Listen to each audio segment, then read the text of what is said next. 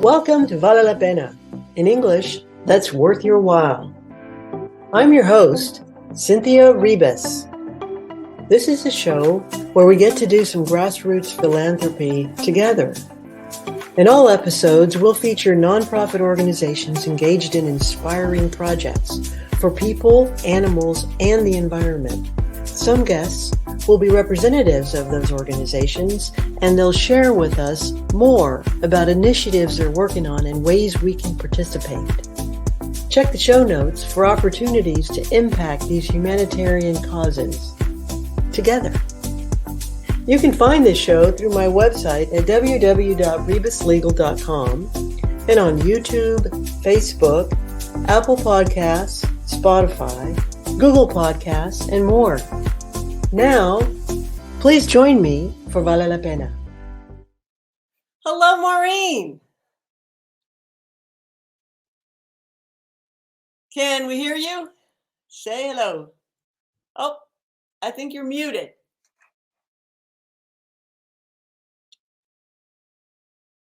Yeah, it looks, I'm seeing a little mute. There we go. But now we just have to stop her from talking. Well, hi, Maureen. And who you got in the car there with you? Oh, I've got two little girls that are going for an adoption. Well, they're not that little, but they're going for an adoption meeting. They're Mastiff, French Mastiff mixes, Dog de Bordeaux. And one of them is talking because she hears somebody else. No. Oh, and she probably is like, hey, get me on the camera. Yeah, she is. Oh. They're good babies. So you are the founder of Delaney's Dog, which, as people are going to find out here, is extra special to me because, in a sense, you were really part of the most precious member of my family, a dog named Romeo. Oh, I love Romeo. Yeah. And we'll get to see a photo of him here in the show notes at least. But talk to us about your rescue. How did you get started?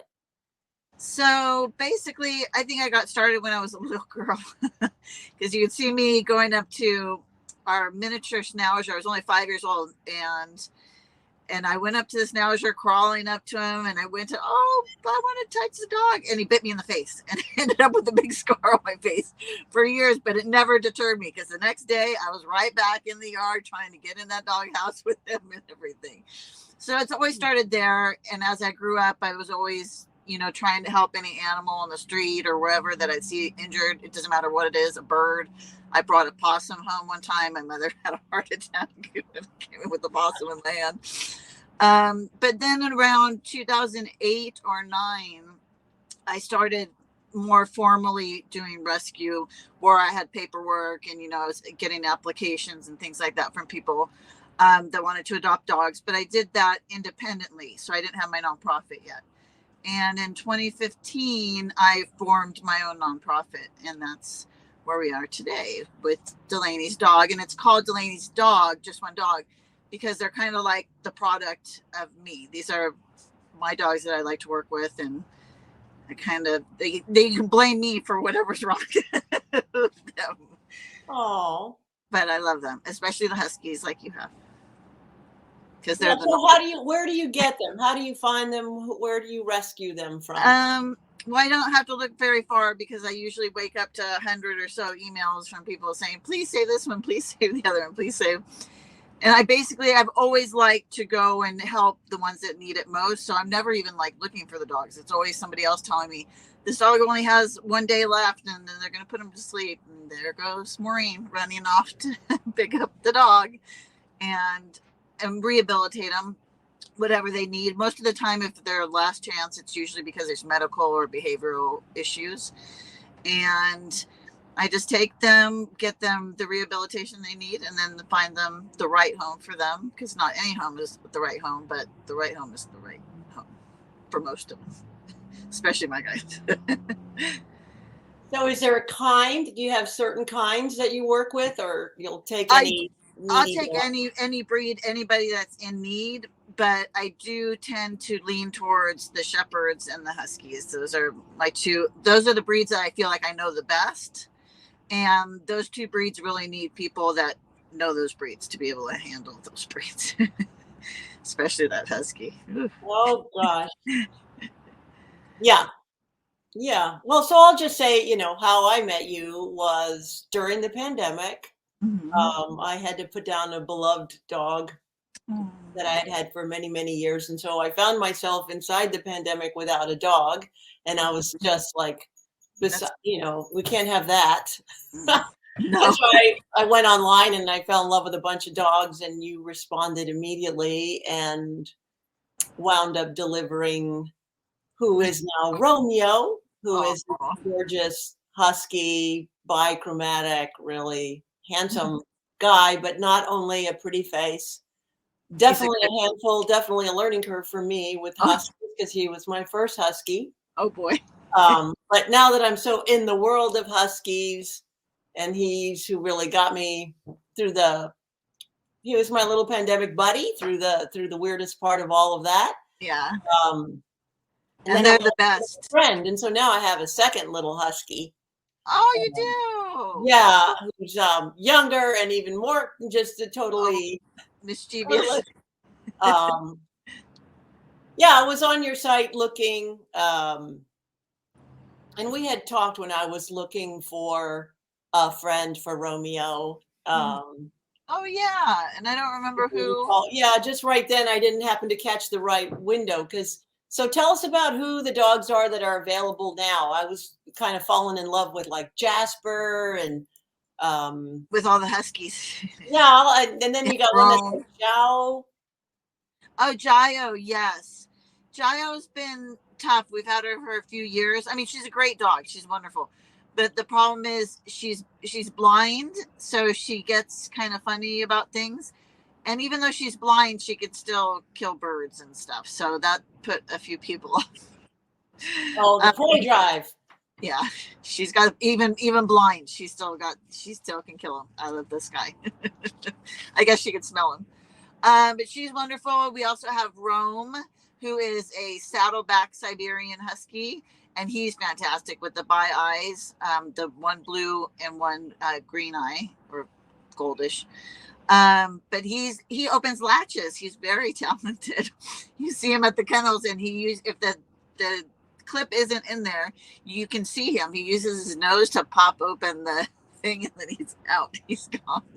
Either that or he jumps over. So he has to have a covered kennel. But he's wonderful. And Jasper is perfect. He's perfect. He's a little older, but he's great with little dogs, big dogs, everybody. He's got the best personality ever. I love Jasper. He's great. And we have a wolf dog. We have Hera. Oh, a wolf dog. Yes. Tell us what that means. It means somewhere in their ancestry that they have wolf mixed in. They're usually mixed in with Siberian Husky or Malamute, and Shepherd usually most of the time. And she has a Siberian Husky, the Malamute, and the gray wolf in her, about 23%. So a quarter, yeah. But she's funny too.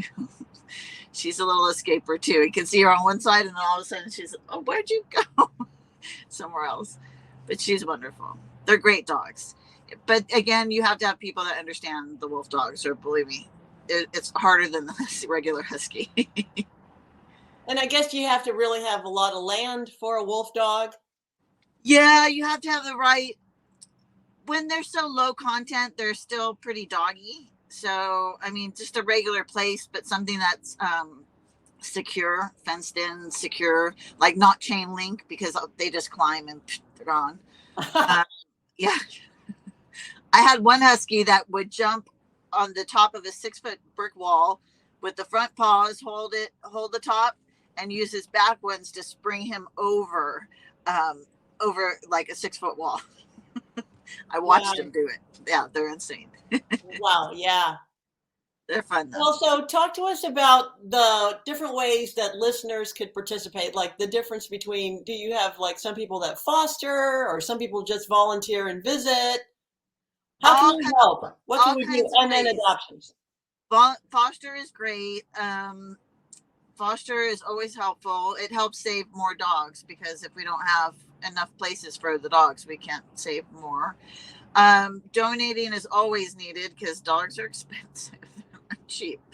I mean, I just had one appointment just to get the blood work and the fecal because I was worried about one of the dogs that keeps losing weight, and just the blood work, the fecal, and the urine analysis was $500. And that's why there's adoption fees, because I want to make sure people, if they're willing to pay an adoption fee, are more likely going to be taking the dog to the vet if the dog needs to go, because the vets are expensive. So donating always helps, because I mean, imagine that's just one dog. Imagine that times 30 or 40 dogs. It gets expensive. Plus the boarding gets expensive too, to keep them in boarding. So donating always helps. It helps for everything. And donating goes 100% to the dogs. Nobody is paid in the organization. The money, I have it that way because I think any monies should benefit the dogs only, not anybody else. And then what else? Oh, and also we're at a new kennel place, and we could always use volunteers there in West Covina, just to walk the dogs, just to walk them around. It's a big facility, so they could just walk them, safely inside of the facility, or even take them. They have little bikes where you can take them, like 3-wheeler bikes where you drive around with them, and they get to run you around the place. So it's kind of fun. So volunteers, donating, and fostering. Those are probably the biggest. Or you can sponsor, which is donating as well. Sponsor anything, like let's say Hera, the wolf dog. She gets a specific diet, which is about $400 to $500 a month because it's raw food, and she loves it, and so she has to have it. So you could do that. You could say, I want to sponsor Hera's food every month, or part of it, or whatever.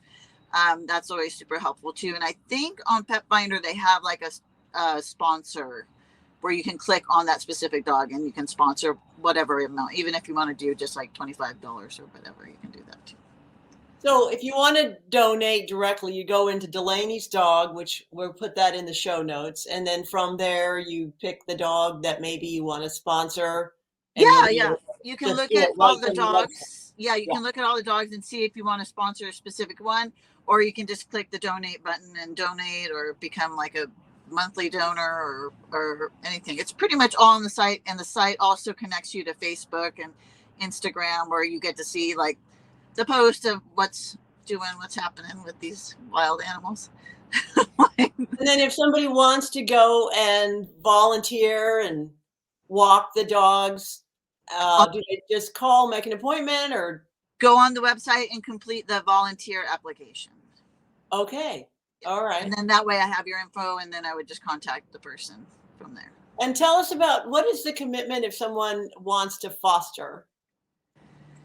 That's hard to say, because fostering, you never know how long it's going to be. And right now it's a tough time because there's not a lot of people adopting dogs right now. That's why we're kind of like at a standstill, which makes expenses even worse.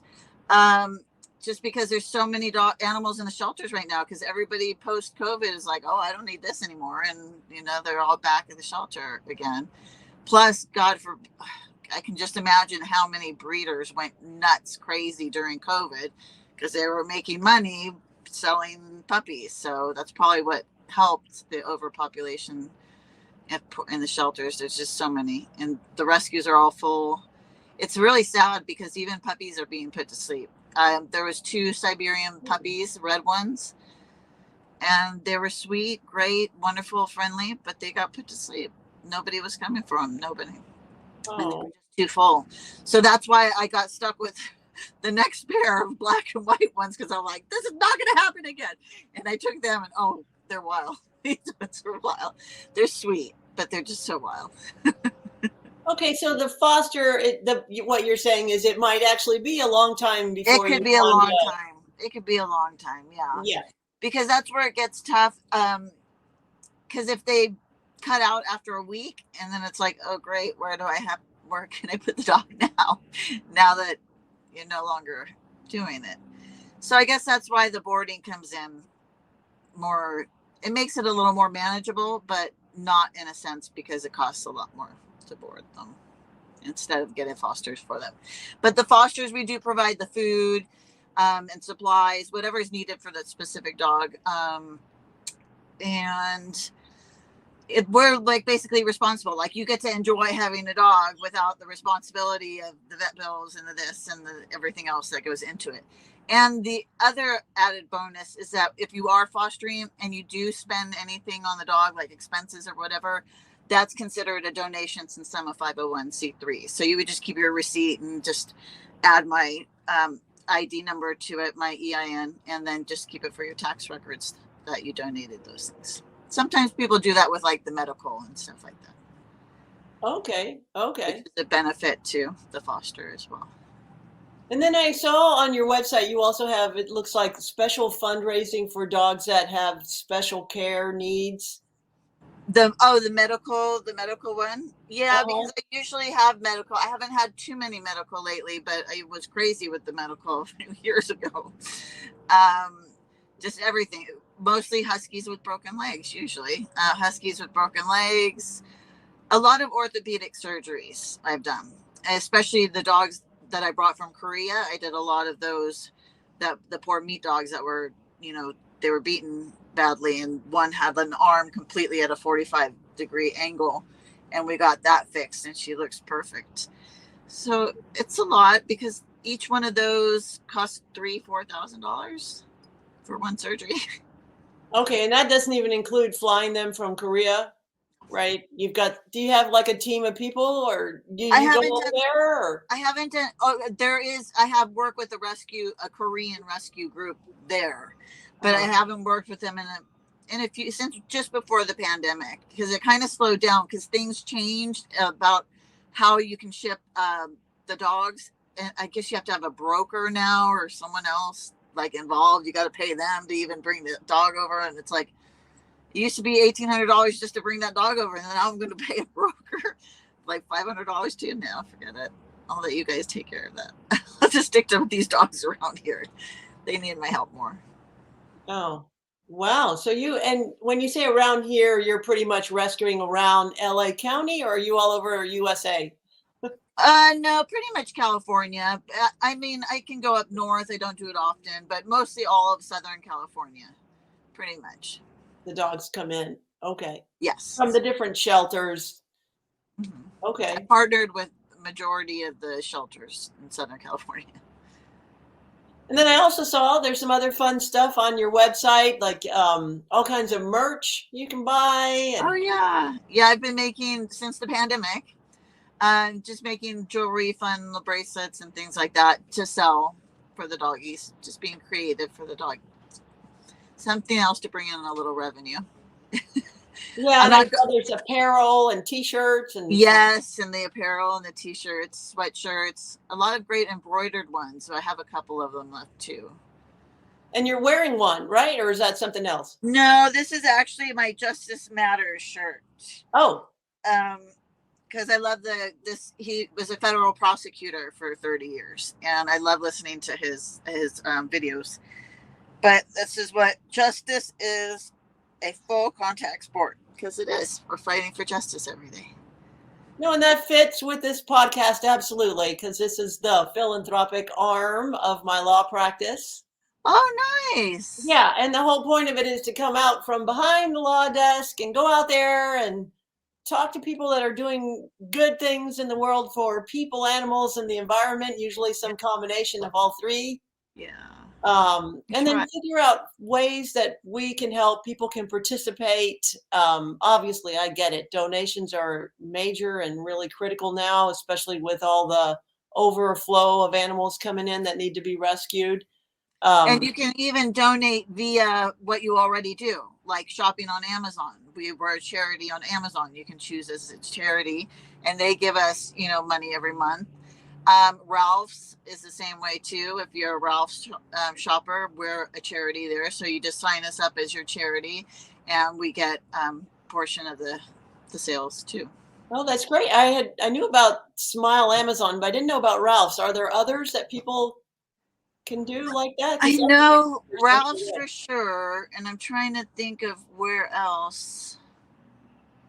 I saw you had some partners, like if you buy a special kind of bed or something. Oh yeah, Corunda bed. So that it gives you a discount on it, and then we would get the bed, we would get donated the bed, which those beds are absolutely my favorite because they're not destructible. And my huskies destroy everything. Yeah, I know something about that. Only one, yeah, only thing that works for the huskies. So the Corunda, yes, it doesn't donate back to you, but at least we get the beds, which is important. And I'm trying to think of where else, like Pet Food Express. We've been showing there for years, and they do every year. They do a drive. So when you go and shop, you can put like $5 or $10 or whatever towards a specific rescue or the general all of the rescues, and they collect all of that. And at the end, like in January, they disperse whatever amount that came to my rescue in gift cards, which is a huge help because then we can use those gift cards to buy food, buy supplies, buy all the stuff. Well, it doesn't last me a whole year, but the first couple months at least of next year. And then you have a big event coming up, right? Yes. An adoption event? Yes. Big adoption event in West Covina. It's a place called Dog on Fun. It's a great place. It's really wonderful. They have a lot of people working there. They take great care of the dogs. It's super clean. And they have a wonderful big space in the back that they call the fun zone. And it has a little pond, like pool pond in there. And Hera loves that thing. She stuck, I don't know if you saw the picture of her, but she stuck her whole entire face into the pool to get to the tennis ball. And it's nice because they have really nice big kennels. I'd say maybe like a 20 by 30, like it's a big kennel. So they get to run around in there, and it's really nice. And it helps with the events because you can go into the own space with that specific dog rather than being at a like an adoption event at a retail store. It's too hard to bring the big dogs there because they're wild and going crazy, barking at the little dogs. So it's going to be this Sunday from 11 to 2. Like I said, it's called Dog on Fun. It's in West Covina on Edna Place. And we're going to be giving away, for anybody that adopts, we'll give $100 gift card will be going out as well. I think I put 100. I think, yeah, it was $100 gift card. Wow. Or you can not take it and we can keep the gift card, whatever you want to do. We'll definitely put the address and the time of that event. And so will that be just all Delaney dogs, or are you going to have other dogs there? Or? No, there's other dogs there, but it's not really like a rescue facility. So the other dogs that are there are like private clients. So yeah, basically my dogs. Your dogs will be there. I can send you the link to the event. I did a Facebook event for it as well. Yes, we'll put that in the show notes so people have that they can look at.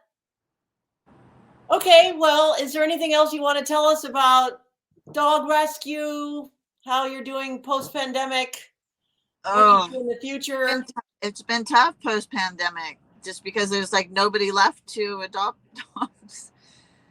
Do you partner with vets, I guess? Do you have certain vets that you work with? Yeah, no, I have vets that I work with that I've worked with for years that are wonderful, but even they're getting super expensive. But I go to, for when it's spay and neuter, obviously I go to a specific clinic, but they're in a shopping center, and just last time I was supposed to take dogs to get fixed, they're like, oh, sorry, our next door neighbor place burned down, so we're not going to be open until January. Yeah, it's a lot of fun. Rescue's a lot of fun. It's very glamorous. You look like a mess most of the time. You're wearing hoodies every day. It's fun. Well, it's profound too. I mean, as I mentioned earlier, thanks to you, I have a dog that I can't imagine life without. He's a family member. He's an important, he's like the family member. Everybody else is just in love with him. Yes. And how is the new one?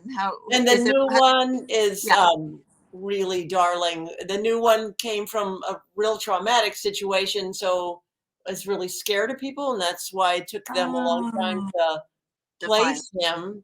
But at my house, he's gotten a ton of love, and he loves Romeo, of course, because we're crazy about Romeo. I've had him now. Usually when they're scared of people, they find comfort in other animals because they can trust the other animal. Yeah.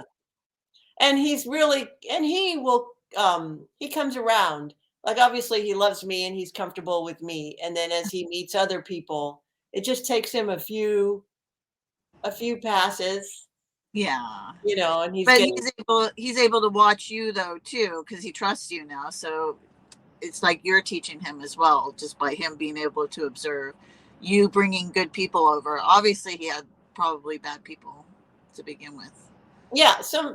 definitely he was left for dead. He was down to, they found rocks in his stomach, and Oh he my was, God.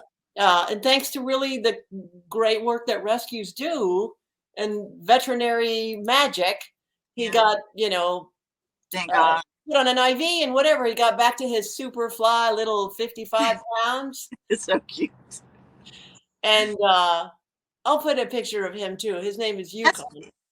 Hugo? Yukon. Yukon. Oh, how cute. Love that. Yukon. And so my house is all about the Yukon and the Romeo show. It's kind of, I need to like get my own little TikTok, because I have two You really should.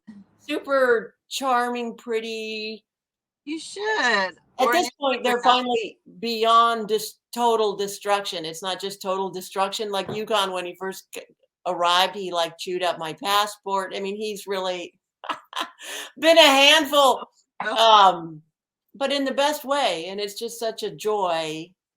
They usually get better at 3 years old. The Huskies, it seems like they mature, like all of a sudden they're much better at 3 years old. But before that, forget it. Yeah, like I really noticed Romeo's he's just dreamy. At this point, he's just this dreamy dog in all ways. And so he's a really good influence for Yukon, because Yukon's still trying to figure out what, He's a good mentor for him, definitely. Yeah. Oh, that's great. I'm happy. You must have a lot of hair in the house. And the house is all about dog hair. Yeah. Yeah. So for all the listeners looking at picking up Huskies, get into the. You don't leave home without the dog hair. Yeah. Yeah. So much. But they're so precious, and they are. I really thank you for really dedicating your life to rescuing dogs, and all these dogs that, like I go on your website and I could just, in some other world, I would just go, yes, I want this one and this one and this one and this one. I can completely see how you became, how you just opened your heart and just embraced them all. Because I do, but those in need, I have a soft spot in my heart for those that really need help. Yeah, and they got you. So that's really got the crazy lady running around.